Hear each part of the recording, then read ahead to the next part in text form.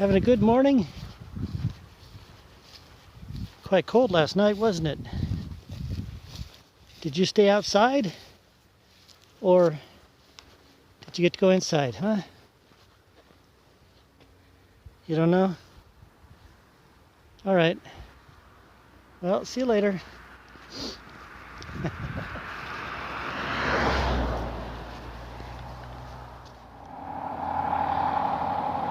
Now, this is quite interesting. Martin Marietta, Ruby Quarry. Martin Marietta owns all this forest land here. And what do you suppose Martin Marietta, I mean, they make aircraft, right? What else are they into?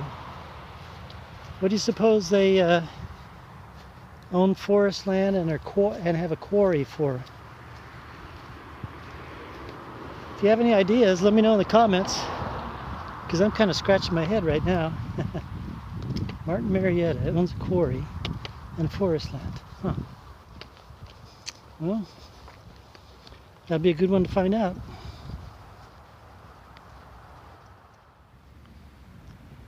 Well, here's Pitt's Chapel. I think I'll take a little break here. I was going to take a break there, but I see they got a gazebo over there. But something about Pitt's Chapel, the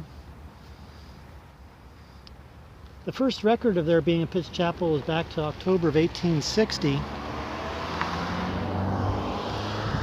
when almost 4 acres was purchased for the purpose of erecting a church.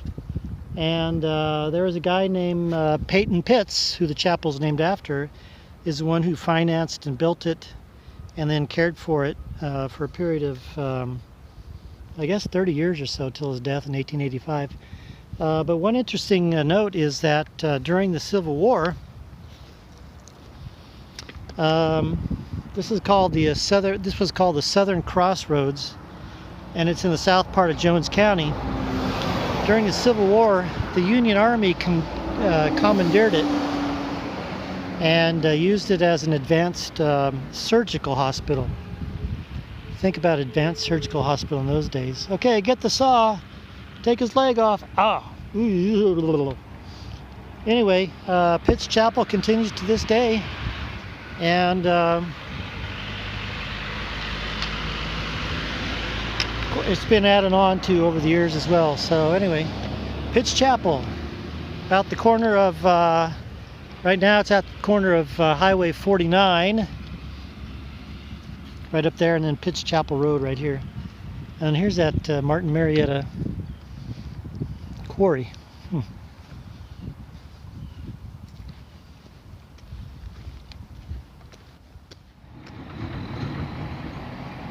That's a pretty big operation there at Martin Marietta. It goes all the way back, oops, back in there. Huh. I'm really curious now. You want to find out for me?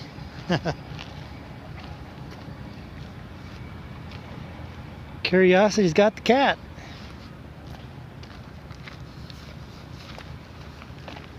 Train tracks coming in too. Trucks patrolling the tracks. Huh.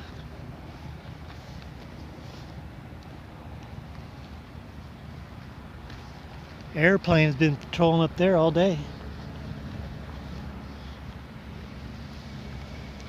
Guess this wouldn't be a place to stealth camp, would it? I've been thinking about this. It's kind of interesting. Especially they're taking a break there at that Pitt's Chapel, and how the Union Army commandeered that. You know, I haven't come across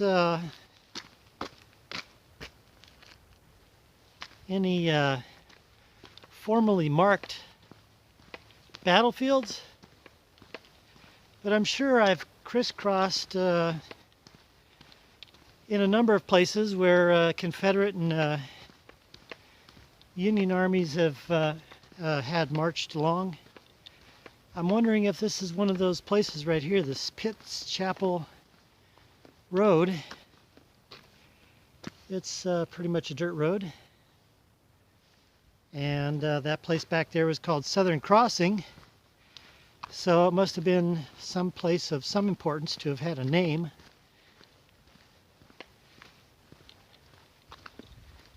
And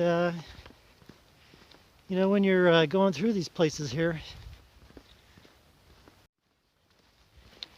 in the quiet of it all, you kind of imagine it as it was in the days back then. Nothing going on, no noises, except maybe the few farms, plantations that were scattered throughout the area. And you envision this probably as having been just a simple wagon road.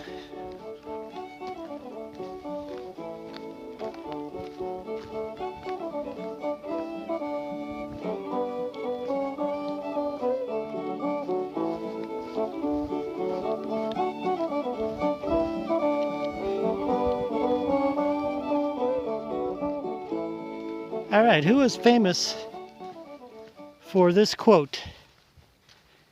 When you come to a fork in the road, take it. Yeah, that's the quote. Type your answer down below. Maybe there's a prize. So now, which one should I take? Eeny, meeny, miny, mo. Let's go on this one, just for laughs.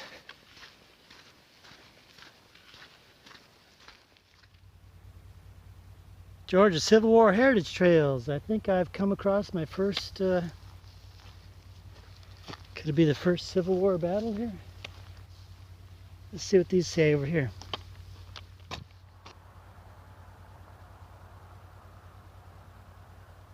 Well, this is an unrecorded battle.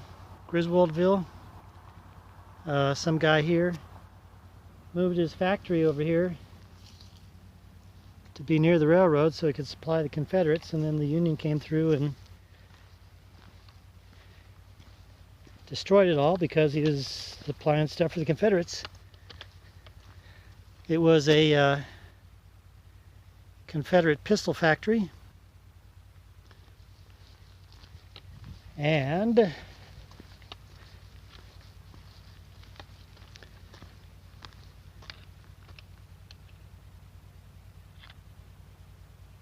more information here.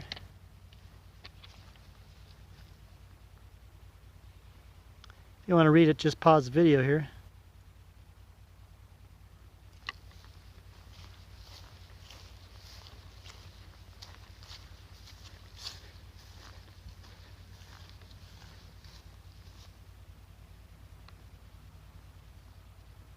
Some more right here.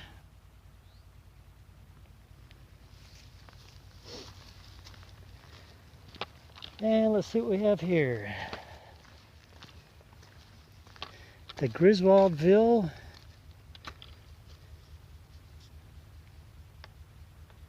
Pistol Factory and the March to the Sea Heritage Trail. Huh.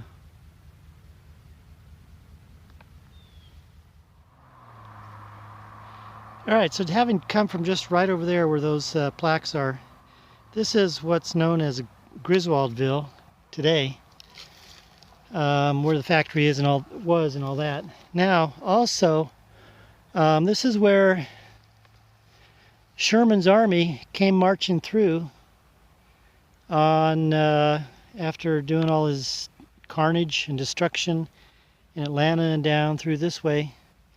He came through this way right here and continued on right here to the east on his march to the sea, to mop up things down here for the Union. And there's actually a battlefield down that way, about a mile and a half or so. So walking on history, Sherman's army right through here. Huh. See, I told you a little bit ago I felt something up there. Yep. Just think of all the man material, the horses, and just think what they were carrying and what they were wearing and stuff, and all right. Sherman's army went down that way. The Civil War really was a pretty bloody thing. We think of war today, and we've pictured it as being terrible and bloody, and it is. But man, back in that day,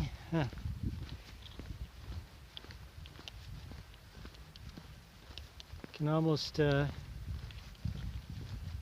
hear the moans and the pains of the people, the soldiers, both sides, the burning buildings, the utter despair.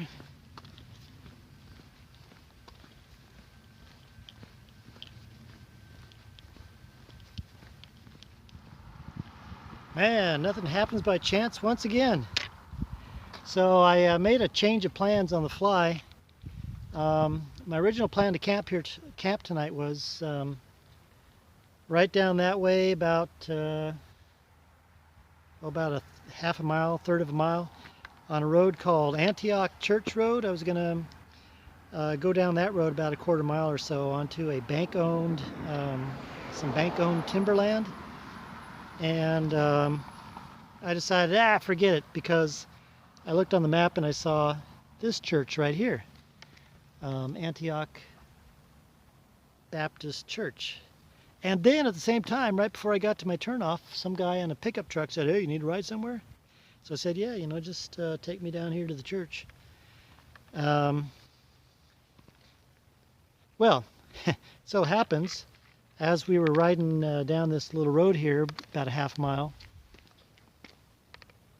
there's a sheriff's shooting range over on the other side of the road. And then we got here, we pulled over here to the church, and there was a truck parked in the church here. And then the sheriff car then was following us, and he stopped. So anyway, what happened was there was an alarm going off in the church. The sheriff came down to check it. The guy that was here was one of the church members. And so anyway, I asked the guy, Willie, at the church here, thank you very much, Willie. I asked Willie at the church if I could hang out in the back of the church tonight, put up the tarp. He said yes. Sheriff just did his check on me. That's the first time that's ever happened. What do you know? Captain Jason Smith, thank you very much. And was it Steve that gave me a ride? Thank you very much. So there you have it. I was going to camp here and probably would have gotten found out tonight, but now everything's A-okay. All right. And I need to set up fast because it's going to get cold, the sun's going down, and it's going to be 29. I'm going to be cold, man. And guess what? A cemetery. Does this count camping as a cemetery? It's close enough, huh? Nighty-night from Antioch Baptist Church. A frosty morning, wouldn't you say? And look at this right here. Look how the sun's heating up the shed. And it's steaming away. Speaking of sheds and frost, look at all the frost here. Wow. That's where I hung out last night. And I had all intentions to get up early, but I don't know, 26 didn't really want me to get up early, so now I'm late as usual. But because I camped here, it's only 15 miles instead of 17, so that's a good deal. But let's get a move on. Ugh.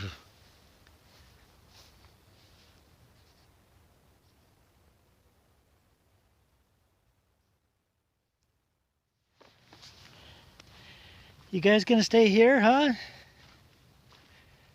These two guys, and there was a cat earlier, were keeping me company. Thanks for keeping me company this morning. While I was packing up and everything, they came hanging around. I gave them a couple of pieces of beef stick and bacon jerky. So now that I'm heading off, I guess they don't know what to do. All right, well, bye-bye. I'll see you later. Thank you very much.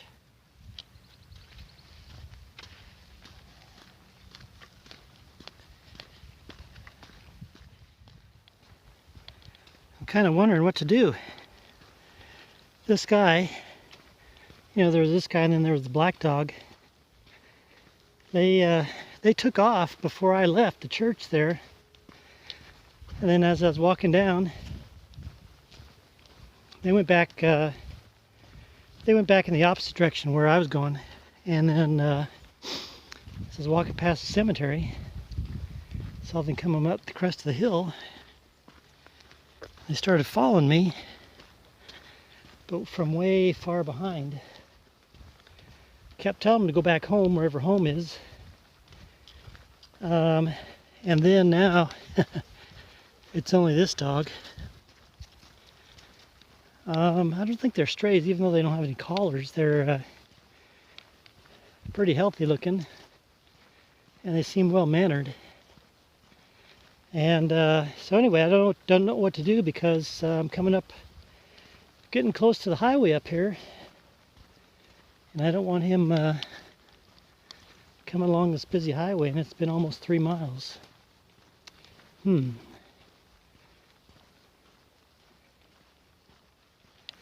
Well, maybe he'll get a sense and turn around and go back home. I keep telling him to do so, but you gotta go home, you know. You gotta go home. All right.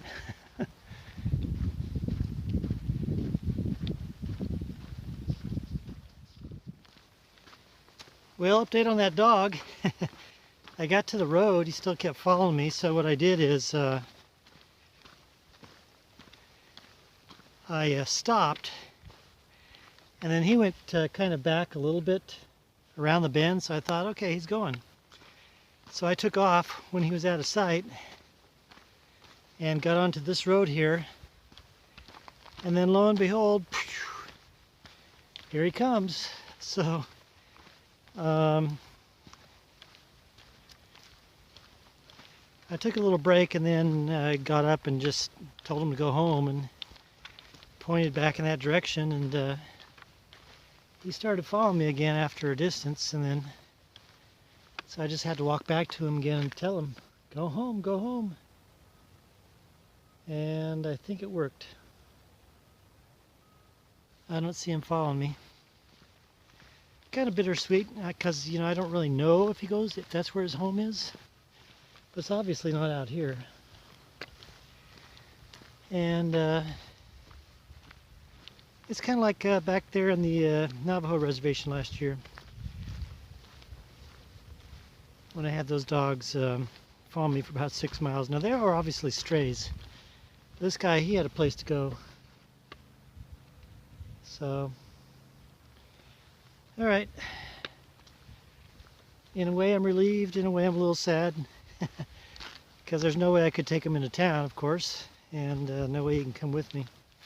So he's better where he is, even if he is a stray.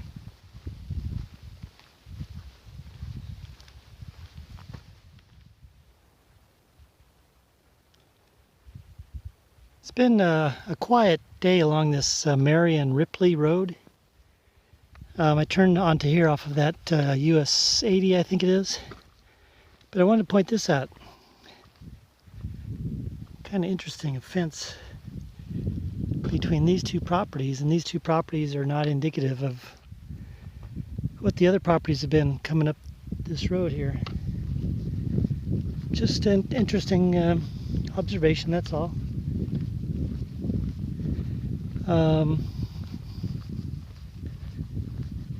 Obviously money out here, so I'm wondering, you know, I'm not far from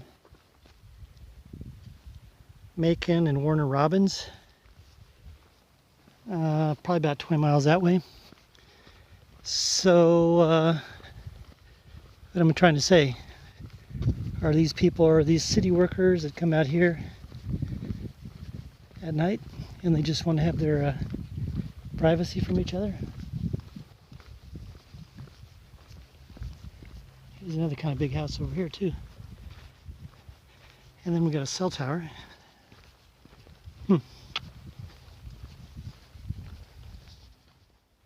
You know what would be interesting to do someday? Although I think it would be very difficult to do it walking. But to follow these high voltage power lines that crisscross the country.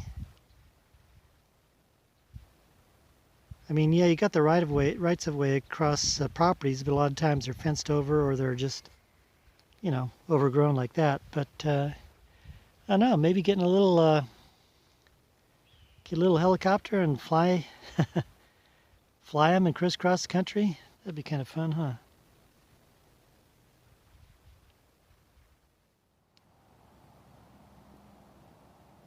I don't know. Can you hear that off in the distance? I'm going down that way. It's the interstate. Oh, the noise. This peace and tranquility is going to be broken by the noise of the interstate. You know, that's always something so jostling when you've been in these quiet places and all of a sudden, bam! The noise hits you.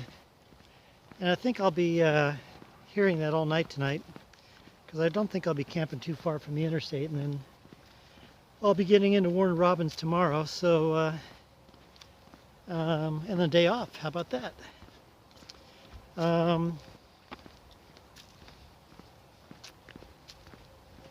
The forests are kind of changing a little bit around here.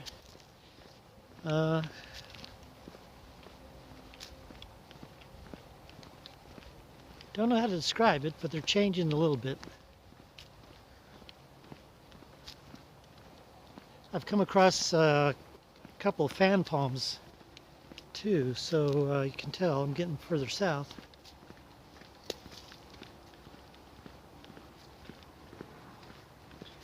All right, turning right on Bullard Road, going underneath the interstate, and then camping in some shh, again. Shh, don't tell anybody. I'm stealth camping. I'm trespassing tonight.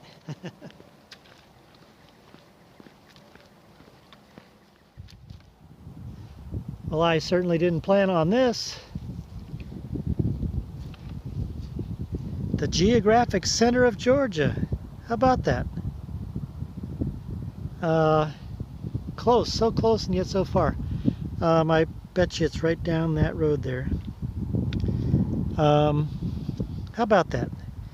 So even though I'm not quite there, I'm going to consider it the geographic center of Georgia, where I am, and then that'll make 2 geographic centers. Remember the other one? Where was that? That's right, it was over near Alma in Michigan. Was it Alma? Yeah. So how about that? Now I wonder if I'll make that in Florida too.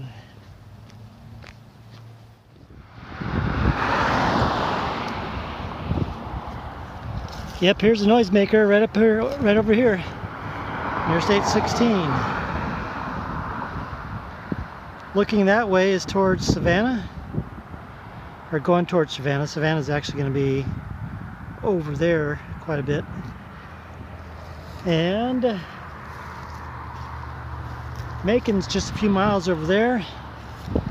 And the goal for tomorrow, Warner Robins. Instead of being able to go straight, the Air Force Base is there blocking things, so I got to turn south and then make a loop around to get in tomorrow. So what would have been maybe a 7-mile day turns out to be about 15 miles because of the going around the Air Force Base there, and the river. There's the, is it the Okmulgee River, I think?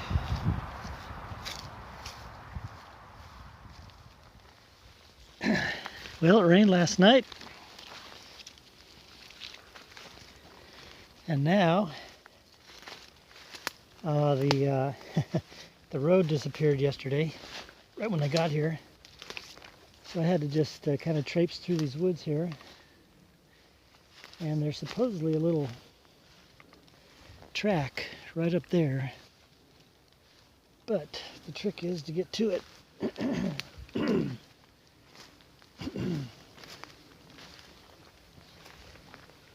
Okay.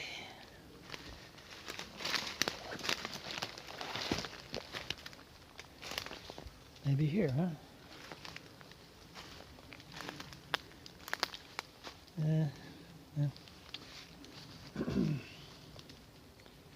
We'll get out of here. And there, we made it. Now, the interesting thing is, on both my maps, it showed that there was a county road that went up along that way, but there was a locked gate.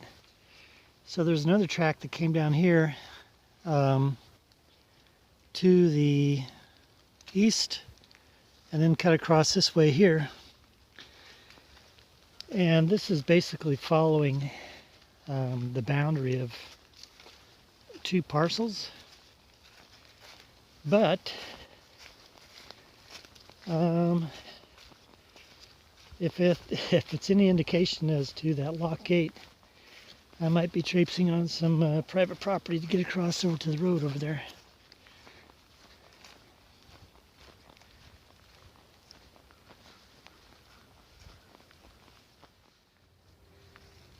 Well, I'm getting closer, but look at this. Cotton field. I've seen my first cotton field now. That's interesting here. Look at this. Feels just like cotton. Imagine that. Alright, so the road was supposed to be over there. So this will parallel it, and then at the edge of that, the corner of that field, there's another, supposedly a crossroad that'll take me to the highway. But I don't know if you can see that.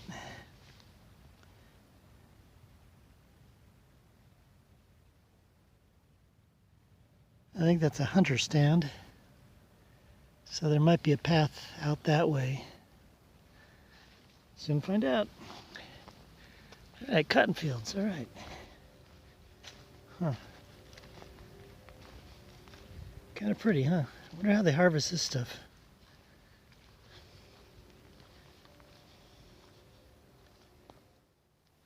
Now you see what my dilemma is, or has been. This is supposedly the county road that's supposed to have been going through here, but it was fenced off on that other end, and it's still fenced off here, and I have a sneaking suspicion it's going to be fenced off until I get to this creek up here.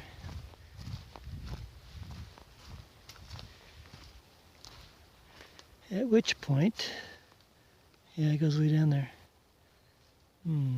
Cut my losses and go back to that road, which loops me around another extra mile or so. Huh. Well, adventure. Let's see what the adventure brings us. And by the way, this is Savage Creek here.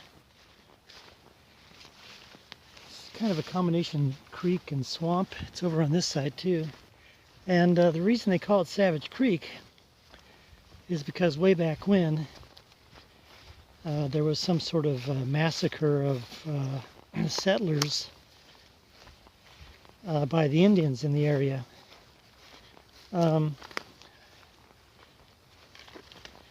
So the name stuck, and that's what it is till today.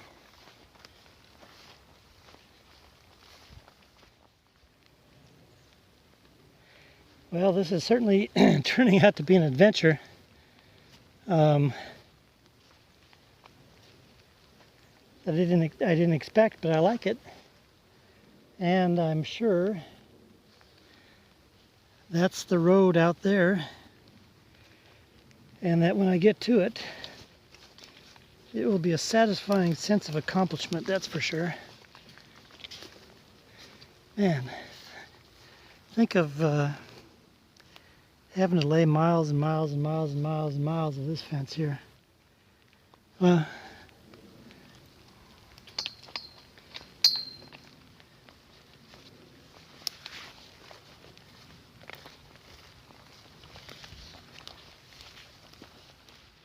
Okay.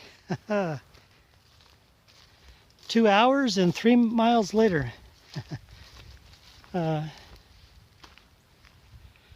was it was interesting. It was fun.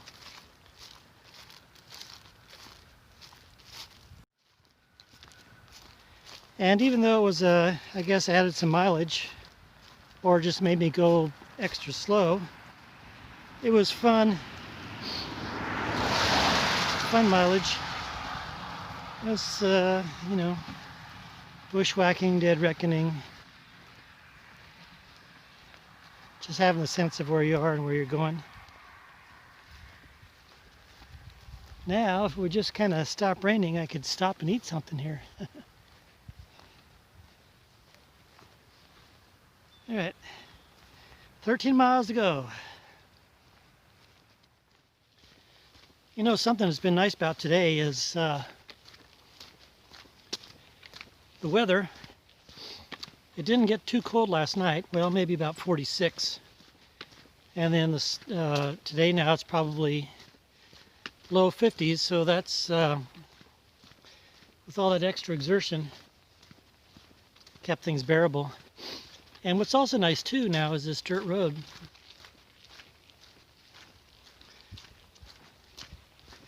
So I've got, I think I've got a dirt road all the way till I get to Highway 96. And a couple ladies just passed me in a car saying there is a muddy stretch up ahead, so nothing that we can't handle, right? So let's see how much time we can make up on this road here. I've been meaning to show you this for a while. See that sign right there? It says Plum Creek Timberlands. I've passed a number of places here in Georgia that have that Plum Creek sign, but if I recall correctly, last year also in Delaware, I passed some Plum Creek property as well. In fact, that might have been one of the places where I stealth camped one night out in the middle of the woodlands. And if I recall correctly as well, also, that, what was it there, somewhere in the top 10 of landowners in the United States.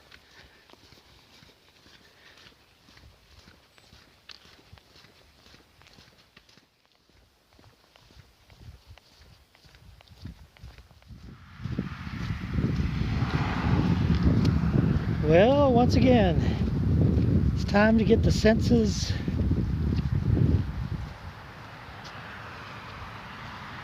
slapped. After all this nice, quiet adventure today, this morning, got a road walk for the rest of the day. And Warner Robins, that way there. Got another 9 more miles. Oh, look at this here.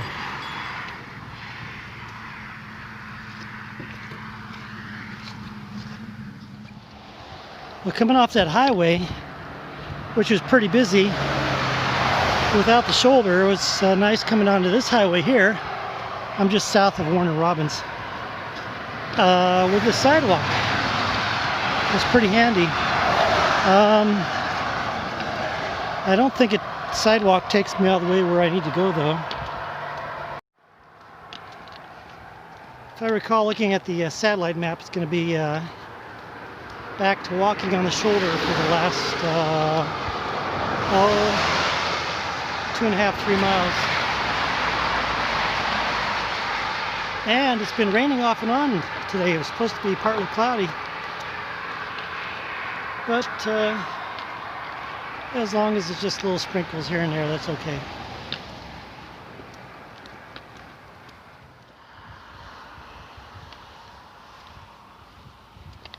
I've been passing by some nice houses and some good housing developments here.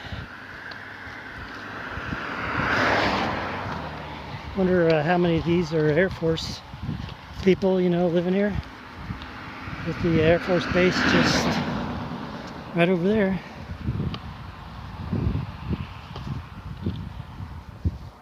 There's a nice looking association type of property there with some nice brick homes, large lots, tree-lined streets.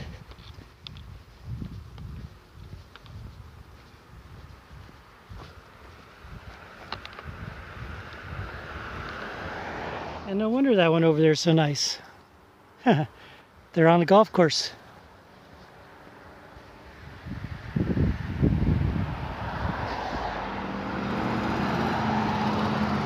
And there's an F-15.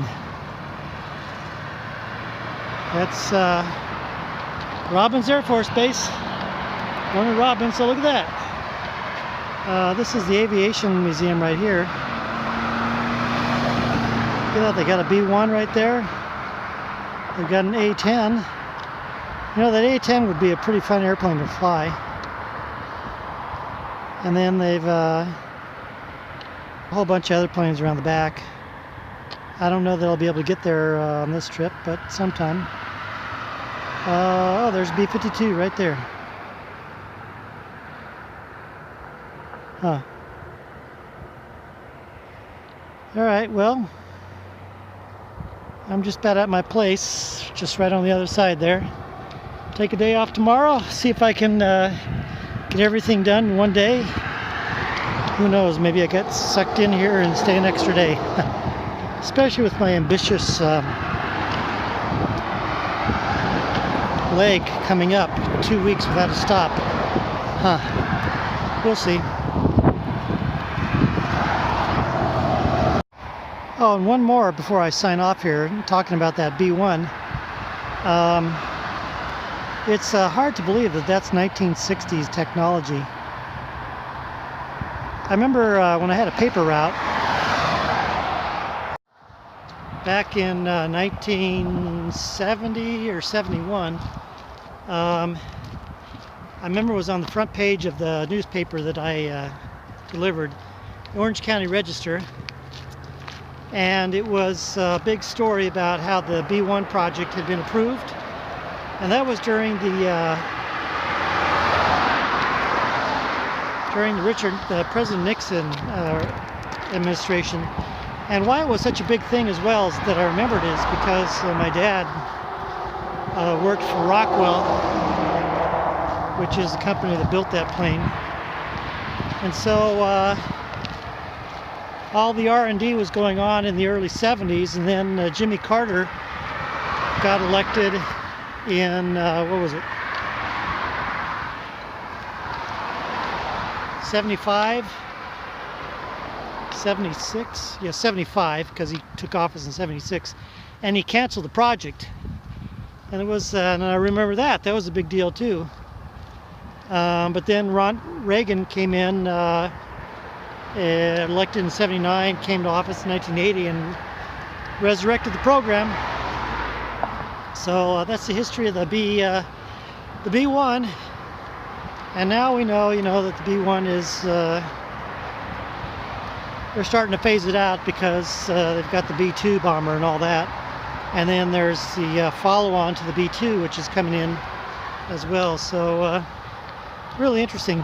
And the A-10, that A-10 project, I remember that too. That was a pretty interesting design for its time. Okay, now truly, this is it. Time to sign off and get to my room, get a warm shower, wash my clothes, see if I can get all my stuff done.